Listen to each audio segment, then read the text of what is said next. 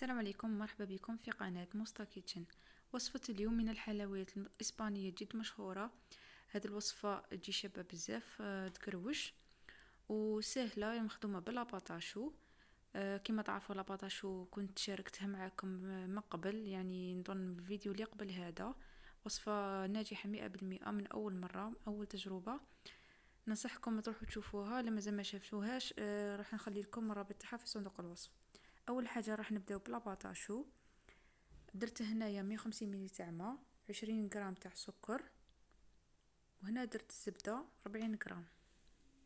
40 غرام حوالي مغرفه كبيره وشويه برك، يعني من احسن يكون عندكم الميزان.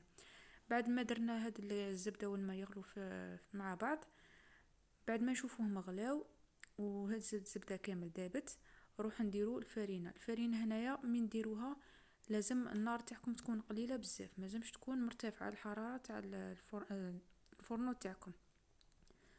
قلبوها كيما راكم تشوفوا حتى تلاحظوا هذيك الفرينه ما توليش كاينه. كيما راكم تشوفوا من الاحسن تخدموا بالسباتول، ولا تقدروا تانيك تستعملوا الملعقه خشبيه، بصح ننصحكم ديروا سباتول تبقى خير تعاونكم لانه هاد السباتول جايه مطاطيه وتساعدكم بزاف في الخدمه. كما راكم تشوفوا هنايا الفرينه مازالت تبان، ثم قعدوا غير تقلبوا فيها تقلبوا، ومن بعد كي تشوفوا طبقه من تحت تشكلت لكم طبقه بيضاء، يعني سما تعرفوا بلاباطاج تاعكم راهي واجده. من بعد خليتها تريح 10 دقائق، يعني تبرد مليح. هي ماشي تبرد غايه واحد، تدفى برك باش عليها، خلوها تدفى باش البيض تاعنا ما يطيبش، هذا مكان. بعد استعلم الحبه بيض، هنا غادي نستعمل 2 حبات تاع بيض، ما نديرهمش ضربه واحده، يعني ندخلوا البيضه الاولى هي مليح مع العجينه. بعد كي نشوفوها دخلت كيما راكم تشوفوا نبداو نقلبوا.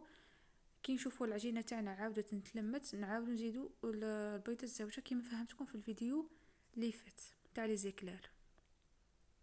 في الاولى تبالكم بلي العجينه تاعكم بلي تفركتت، ماش غادي تعاودوا لي كيما كانت.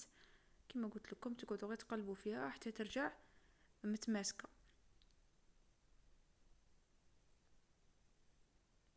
من بعد نروحو نديرهم في لابوشادوي كيما راكم تشوفوا. هنا لابوش من احسن تكون عندكم تاع كتان، الا ما كانش عندكم تاع كتان وكانت عندكم تاع سيليكون، من الاحسن ما ديروش العجينه كامله، يعني في نفس الكيس ديروا نص بنص، يعني تخدموا نص، بعد كي تكملوا تزيد تعمروا لابوش وتخدموا بنص الزوج، لانه قادرات بالضغط بزاف تطرطق لكم هذيك لابوش تاعكم. على هذيك ننصحكم الا كان عندكم لابوش تاع الكتان من احسن تستعملوها. من بعد هنايا درت كيما راكم تشوفوا داك الكيسان درتهم باش يقضبوا لي البابي كويسون تاعي. كيما تعرفوا هاد الوصفه يخدموها كيما هكا بالبابي كويسون لانه يساعدهم بزاف في الخدمه. كاين اللي يديرها في المقله ديريكت ويقصها بالمقص، بصح هذه طريقه تبقى احسن.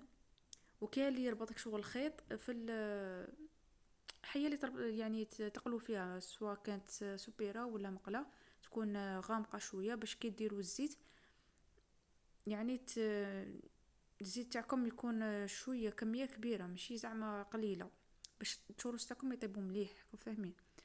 من بعد هنايا تغطسوا الحبات تاعكم، وهذاك البابي كويسون ما يطوش بزاف وطيبوا تقلعوه. كيما شفتوا في الاولى لصق لي شويه لانه الزيت تاعي ما كانتش حاميه مليح. نتوما ماشي ديروها حاميه تغلي، حتى من ديروا الشوروس تاعكم تحسوه شغل بالخف حمار لكم ومن الداخل يقعد لكم خضر.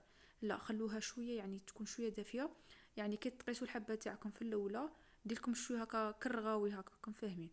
تما تعرفوا الزيت تاعكم راهي مليحه، وهذا هو اللون تاعهم، يعني تكون بني شويه غامق ماشي بزاف.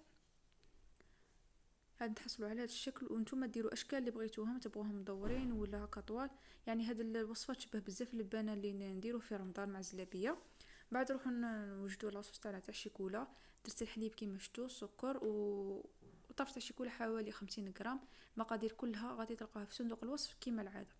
ندوبوهم هكا فوق الغاز. بعد ما تذوب لنا الشيكولا تاعنا والحليب، نزيدوا عليهم حوالي مغرفه صغيره تاع المايزينا ومغرفه تاني كبيره تاع ماء، غير باش ندوبوهم هكا في رحبه. هذا مكان هذا يعني لاصوص ما تجيناش ثقيله بزاف، جينا خفيفه ما نشحقوهاش تكون جامده، غير باش نغطسوا فيها هذيك يعني نرافقوا بها الشوروس تاعنا. فرغوها كيما راكم تشوفوا في حاجه تاع سبيسال تاع شيكولا ولا في غرفيه. كما راكم تشوفوا هادو هما لي شوروش تاوعنا بعد ما طابوا. شوف كيف يجوا شابين، تجي الوصفه شابه بزاف ويعني فارغه من الداخل وتقروش من برا. نصحكم تجربوا هاد الوصفه لانه وصفه تستحق التجربه. صراحه انا تانيك هذه اول مره نجربها، كانت هذا شحال في قلبي نسيها وفعلا ما ندمتش عليها لانه وصفه جد جد ناجحه وتجي بنينه بزاف. ننصحكم ديروها وتفرحوا بها ولادكم. لانه كما قلت لكم الاطفال يبغوا هادو الصوالح. ان شاء الله تعجبكم الوصفه تاع اليوم. اذا عجبتكم ما تنساوش تخلوا لي جيم كيما مداري، ونتلاقاو في فيديو ان شاء الله جديد. تهلاو في روحكم والسلام عليكم.